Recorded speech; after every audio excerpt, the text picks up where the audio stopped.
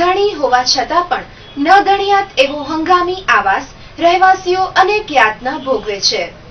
2001ના ભૂકંપ પછી ભુજ શહેરની ભાગોળે આવેલ હંગામી આવાસ અસ્તિત્વમાં આવેલ અહીં મધ્યમ વર્ગના અસંખ્ય લોકો વસવાટ કરે છે, પરંતુ અહીં રહેલા મધ્યમ વર્ગના લોકોને જીવન જરૂરી એવી પ્રાથમિક સુવિધાઓથી આજે પણ તેઓ વંચિત રહેવા પામ્યા છે।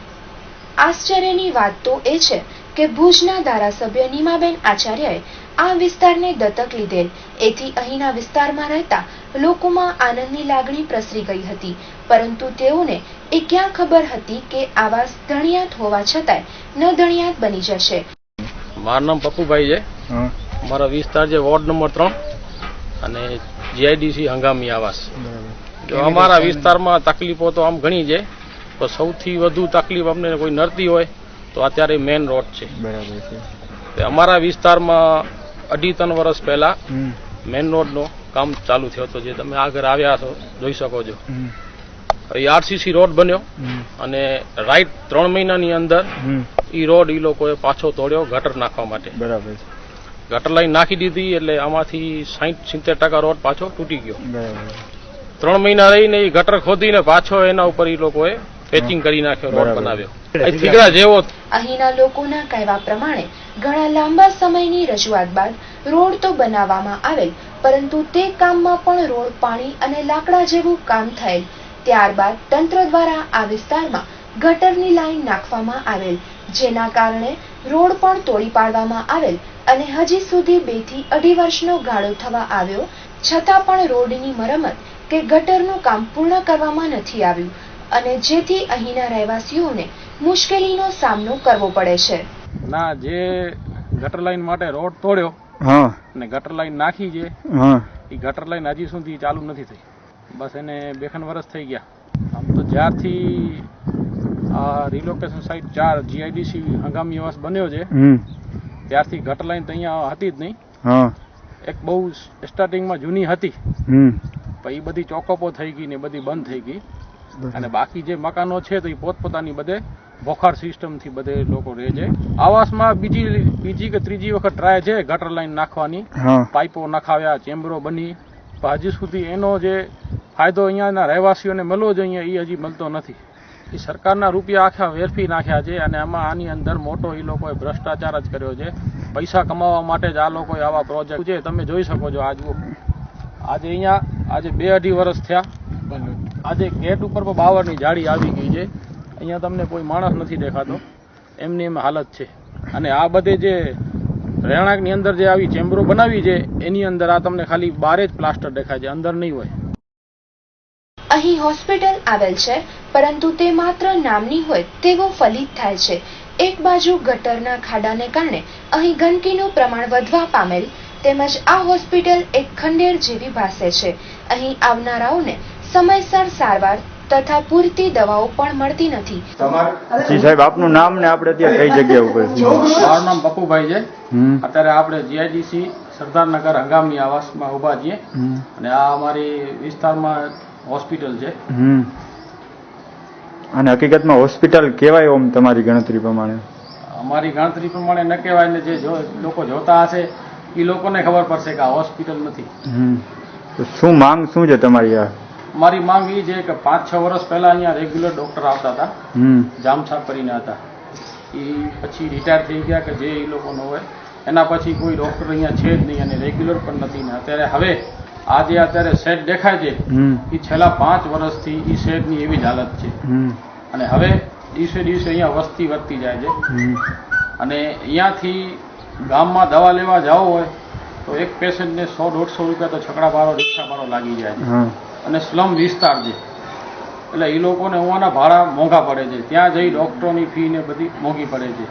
તો અહીંયા એ લોકો વ્યવસ્થિત દવાખાનું બનાવી દે, એક રેગ્યુલર અમને ડૉક્ટર આપે અને આ નવો હોસ્પિટલ વ્યવસ્થિત બનાવી દે તો અમારું અહીંયા કામ થઈ જાય। અત્યારે બાજુમાં અત્યારે રાજીવ આવાસ યોજનાના 156 મકાન બને છે, તો એ લોકોને પણ ગરીબ માણસોને લાભ મળે। અમારી એવી માંગણી છે કે આ નવી હોસ્પિટલ બનાવી દે, એક ડૉક્ટર ફાળવી દે અને દવાનો પૂરેપૂરો અહીંયા કોટો આપવામાં આવે।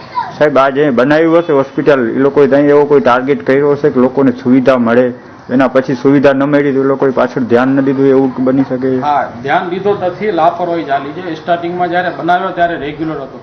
જામ સાહેબ અહીંયા બેસતા, બધી દવા મળતી, પાટાપીંડી, ટોટલ બધી સગવડ મળતી. જે અત્યારે જીકે જનરલમાં મળે છે એ જ મળે છે.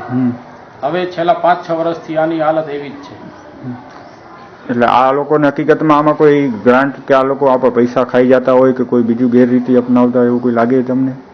ગ્રાન્ટનો એવો છે કે અમને સમાચાર મળ્યા હતા કે ભાઈ જ્યારે ઘનશ્યામભાઈ કાઉન્સિલર હતા ત્યારે સ્થાનિક નીમાબેનને અહીંયા લઈ આવ્યા હતા. નીમાબેન પોતે અહીંયા જાત નિરીક્ષણ કરી ગયા હતા અને પછી લોકોએ ક્યાં ધ્યાન નથી આપ્યું. સમાચાર જે અહીંયા આવ્યા હતા એ લોકો નિરીક્ષણ કરી ગયા હતા. માંગણી હતી કે આને પાકા સાઈડમાં બનાવી દે. આ હંગામી આવાસ એટલે નીમાબેનનો દત્તક લીધેલો વિસ્તાર છે, તો નીમાબેન આના વિશે તમે શું કહેશો? ભાઈ નીમાબેને તો ખાલી નામ પૂરતો પેપરમાં જ ખાલી દત્તક લીધેલો છે. બાકી ક્યારે પૂછા કરવા નથી આવ્યા કે અમારા દત્તક લીધેલા દીકરા કેવા પોઝિશનમાં રહે છે અને શું કરે છે. જો ભુજના આવા એમએલએ પોતાના દીકરાનું ધ્યાન ન રાખતું તો આગળ વિકાસના કામ કરે એવું તમને લાગે છે? કરે નહીં, કર્યો જ નથી કામ કાંઈ. ખાલી ધારાસભ્ય બનીને બેસી ગયા છે. બાકી ક્યાં જયારે આ દત્તક લીધેલો વિસ્તારમાં જો મુલાકાત ન લઈ શકતા હોય, કોઈ જાતની ગ્રાન્ટ નથી ભરી શકતા, તો પછી બાકીનો જે ભુજ એમનો વિસ્તાર છે ત્યાંની શું હાલત હશે એ તો બધી પ્રજાને. તમે નીમાબેનને કઈ કહેશો તમારા એના દત્તક લીધેલા વિસ્તાર વિશે કઈ?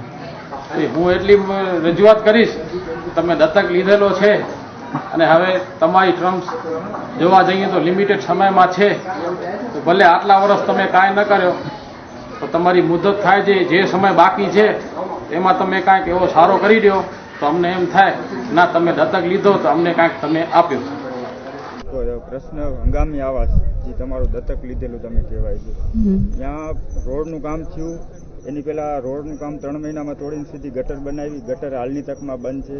બીજો રોડ બનાવ્યો એ જ રીતે રોડ તોડી નાખ્યો, તો એ લોકો એમ એક વસ્તુ હું તમને કહું કે રસ્તાઓ મંજૂર થયા બહુ મુશ્કેલીથી, એટલે આપણે ચાલુ કર્યા, પણ પછી જે ગટર યોજના મંજૂર થઈ તો એમાં એ જે ગટરનું કામ કરવું પડ્યું. બધું ઘણી બધી જગ્યાએ આવું થયું છે કે જ્યાં રસ્તા થયો હોય તે ગટર બી ચાલુ થશે ને, એવું થોડી છે.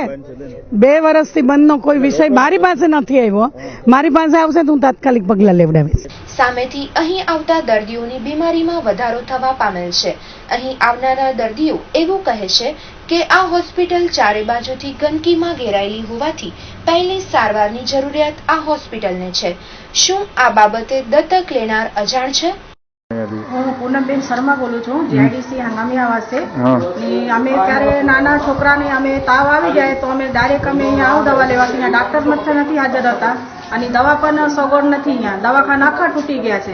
આગળ છે શું અમે પાછળ છે આવું ને દવા લેવા, કે આ દવા બધી જગ્યા છે ખુલ્લી છે તો ખપે એ જગ્યા ઉપર છે અમે આવી શકું છું અહીંયા દવા લેવા. બેન એક વાત છે કે હોસ્પિટલમાં એકદમ સાફ સફાઈ હોય જેનાથી માણસોને બીમારી હોય તો ઓછી થાય, તો અહીંયા હોસ્પિટલની આજુબાજુમાં ગંદકી ઘણી છે. તમે અહીંયા જોવો તો અહીંયા ગંદકી અહીંયા સાફ કરાવશો તો જ થશે ને. અહીંયા બાવર ના ગંદકી બધા તૂટેલા પડ્યા છે, અહીંયા છોકરા સંડાસ કરીને હાલા જાય છે ને અમે અહીંયા દવા લેવા આવું અચાનક. અહીંયા સરકારીનો મતલબ શું?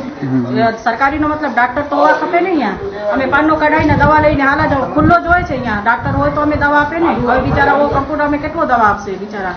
શું માંગ શું છે તમારી? અમે ડાક્ટર નો માંગ છે ને અહીંયા હોસ્પિટલ બની જાય ને અહીંયા અમે માંગ કરું છું. અહીંયા બીજો અમે કાંઈ નથી, અમે દવાખાનો સારો રહે ને ડાક્ટર સગવડ અમે ખપશે, બીજું કાંઈ નહીં ખપશે. અને સફાઈ ના રોટ અમે ખપે છે અહીંયા અમારી ઈ જ